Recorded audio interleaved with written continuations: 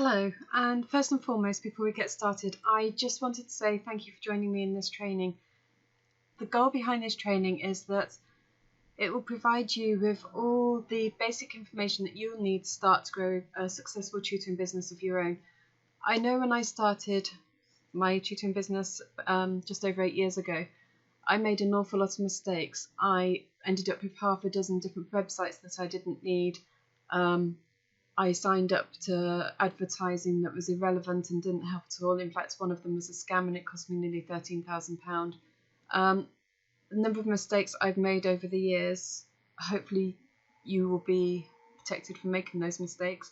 And at the same time, I know I've learned a lot from my mistakes, and I've learned a lot from the training I've done, the mentors I've had over the years. So hopefully in this package, in this training, you will be able to share in the knowledge that I've invested in over the years. I hope you enjoy it. I hope you get a lot out of it, and I will see you shortly as we get started. Okay, in this first unit we're going to look at who's your ideal student and why. The reasoning behind finding your ideal student is, I know when I started, I knew in my mind I wanted to support children who were at primary school and or had some form of learning difficulty. And the reason I wanted to do that, to be perfectly honest, was because I knew that was my comfort zone. But after a couple of months, a friend of my ex-husband's asked if I could help their daughter with her GCSE maths, and at that stage I was just saying yes to any work because I thought by doing that I would help to grow the business. So it was years since I'd done my GCSE, so I said yes, I would help, but if they weren't happy with what I was doing, then let me know and we would just stop. I wouldn't take any offence, we'd just leave it there. But what I hadn't realised was going from primary school children with some form of special needs to a mainstream GCSE student, I was actually creating a whole load more work for myself because I couldn't use the same resources. Although we tailor make every single lesson, we generally have a core resource that we can then adapt to the different levels of their ability or their different style of learning.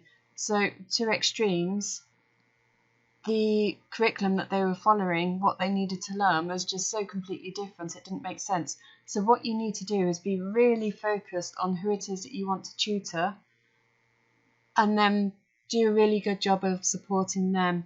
What you can do over the years, if you build up your resources, you may decide to expand that a bit, but initially have in your mind who is your ideal student, and that's the person that you need to focus your marketing and everything at. So for today's training, we're going to have a look at who is your ideal student. Okay, why is it important to know your ideal student? And that's basically, like I've just said, if you know in your own mind who the person is that you want to work with, it will help you focus your marketing, which we'll come to in a little while in one of the other units, but also it will mean that you can create core resources which can be adapted to 2 or 3, but being able to adapt between a primary school age child and a GCSE child, or maybe you're doing A-level as well, which would be even more of a huge dynamic to try and cater for with just a core resource. And also if you could decide, well, okay, it's primary school, so I can just support maths, English, science. Again, think about the number of resources you're going to have to make and the amount of work you're making for yourself. So the more niche you can be originally, although it sounds counterproductive when you're trying to grow a business, saying, actually, no, I'm going to focus on this one thing, it will actually mean you can do a far better job, and that will mean that your reputation will grow, and the more your reputation grows, the more your business will grow. So the first thing is, what is it they want to learn? Do you want to be a maths tutor, an English tutor, a science tutor? Maybe you want to teach art or dance or something like that. So although it sounds like a basic question, and it's probably something you know the answer to instinctively, that is the first question that you need to know the answer to. What is it that you're going to be tutoring? And how old are they, roughly? Because, again, that helps you pinpoint, are you going to be working with students who are perhaps studying for exams, if they're, say, 15, 16, 17, 18, or are you working with children who are 5 or 6? Because the way you work with each of these children is going to be very, very different. For example, if I was working with a 6-year-old doing fractions, we'd probably have some colouring in tasks and a lot of games, and we would have a very holistic way of learning. If I was doing fractions with a GCSE student, we'd perhaps start with a game, possibly consolidate it with a second game, but then we'd go on to looking at exam style questions.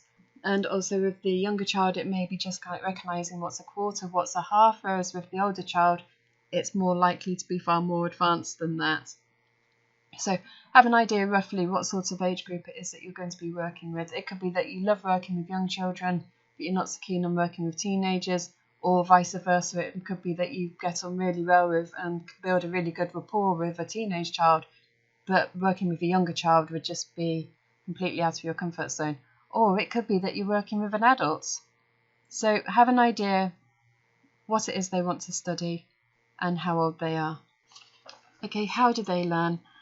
If we want to support a child with their learning, we need to do it in the way that is most effective for them. So, for example, it wouldn't be beneficial for them if they learn most efficiently by looking and watching, i.e. they're a visual learner, if you sat and talked to them for a long period of time. But then equally it'd be counterproductive to show them something if they were audio learners.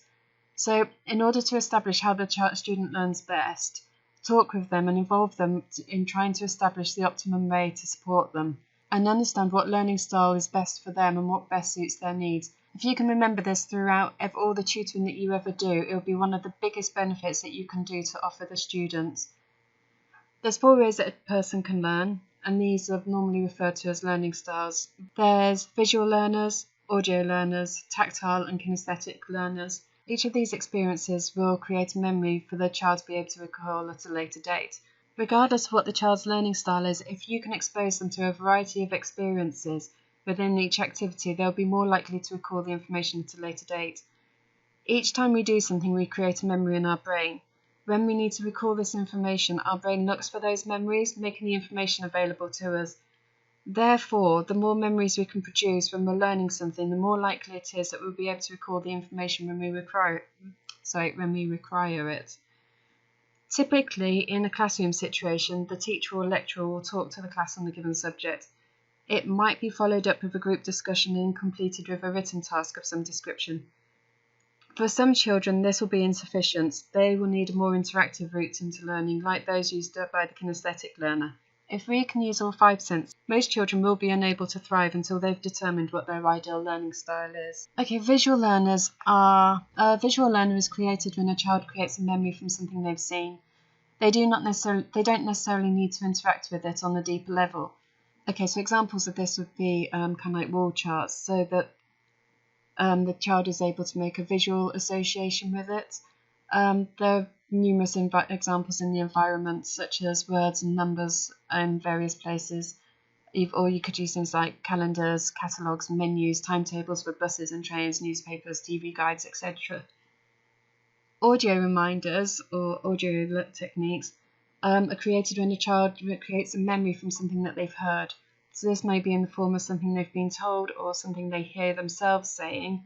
Audio techniques are particularly effective when it's their own voice they're hearing. So consequently, getting a child to say it themselves would be more effective than listening to someone else telling them. If the child hears about it at the same time as they see something, it builds up again an association between the two and its appearance. So you're creating 2 memories which will make a stronger link than just doing one or other. A tactile memory is created from something that the child's felt or the student's felt. This can be created by using things such as clay, Play-Doh, plastic, pipe cleaners. It can also be used by a child or student feeling a shape which has been glued onto a piece of paper, such as sand, string or sandpaper, something like that. And an advantage to this is that the child can be involved in creating it themselves. So for instance, by making a letter shape out of pipe cleaners, it's slightly less messy than using sand or glue or something. But they can be taught how to manipulate the shape, and it will teach them how to form that shape so it can then be transferred onto paper at a later date. Kinesthetic learners are memories which are created when a child creates something which they can actually interact with. So for examples of this, it may be making letter sounds out of pipe cleaners, like I just mentioned, clay, Play-Doh, etc. children normally enjoy it, or students normally enjoy activities like, which is important because the more the child's enjoying themselves, the more relaxed they are, and the more relaxed they are, the more susceptible they are to learning. Kinesthetic memories can also be created through activities such as air writing, so writing letters in the air or on a large scale, such as on a large piece of paper or something. Or on a nice day, you could even use water and a paintbrush on the floor or the wall outside. This is also a similar sort of technique to jollyphonics like they use in school, because they become more personal and relevant to the child in their life, culture, interests, etc. Attention is something that some students will struggle with. When someone only has a fairly small working memory, they'll often find it difficult to maintain their attention, as their working memory has been overwhelmed, hindering their ability to maintain their focus on a task over a long period of time. Attention is also influenced by factors such as motivation and interest in the subject that they're working on. So again, regardless of the child's learning style, it's important to teach things in small, manageable chunks. If too much is presented in one go, the odds that they'll tune out is far greater. So I suppose it's a bit like having a meal. If you're given a plate with a heap of food on it, you just look at it and think, where do I start? If you're given a plate with a small manageable amount on, you tuck in and you enjoy it. And it's a similar sort of thing with learning. Give them too much in one go and they'll just be kind of like zone out. They won't be interested. Give them something they can manage and they'll enjoy it. And the other thing to remember is, don't try to run before you can walk, because if the foundations aren't strong, then the rest of it will crumble and all the work that you do will all be in vain. The next thing to think about is, what's the family's budget? But more importantly than that, would probably be a better way of phrasing it, is what value are you going to offer? If you want to charge a higher price, you need to be sure that you can justify the value that you're giving in your lessons. So for example, are you tailor making every lesson? Are you travelling to the family? Are you providing all the resources that are necessary? Do you have experience? What's your track record? What's your reputation? If you can justify the price that you're charging, then go for it. But by the other score, never ever never undercharge either, because that's what I did originally. And people will presume that if you're charging low prices, it's because you're not very good, and they'll just move on to someone else.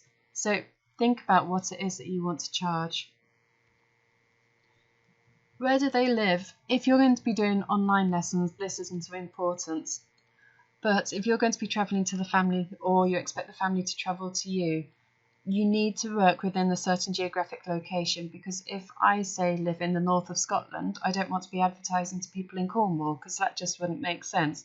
So if you're going to be travelling with your lessons, think realistically about where this family that you want to tutor is going to live. Are they sitting exams? This is probably more appropriate if you either live in an area where you've got the 11 plus, or it could be that the family are doing, the child's doing their SATs, their GCSEs, A-levels, university exams. If you are, if you are looking at children which might be sitting exams, what exam board is it they're going to be sitting with? Because it could be, for example, around here we have, most of the schools do AQA for their GCSE English literature. We have some schools which are doing Jekyll and Hyde, Romeo and Juliet, and an Inspector Calls. And then in the same area, we also have schools which are doing Macbeth, Sign of Four, and Frankenstein. Other schools are doing, we have other schools which are doing Lord of the Flies as well. So that's just with one exam board. So obviously, the wider range of students that you're focusing on, the more likely it is that they're sitting different exam boards, and the more curriculums and syllabuses you're going to need to be aware of. So if you can, once again, stay niche, say, okay, I live near this school and I know that they're using that specific exam board, that's the books that you can get, or that's the resources that you can get to grips with very, very clearly. And so you're able to provide fantastic knowledge and value for that, rather than knowing a little bit about all the books. You can know those books, if it is English that you're doing, in depth. But that's just kind of like an example. So just be aware that different schools will have different exam boards, and you want to be focused on providing the best for those specific students. Okay, so that's the end of this first unit. I hope you found it helpful. So if you have a think about the things that we've talked about today, and get as clear as you can, write notes on who it is you want to support, so that you're in a great place to start to move forward from our next for when we're ready for our next lesson. Look forward to seeing you soon. Take care. Bye.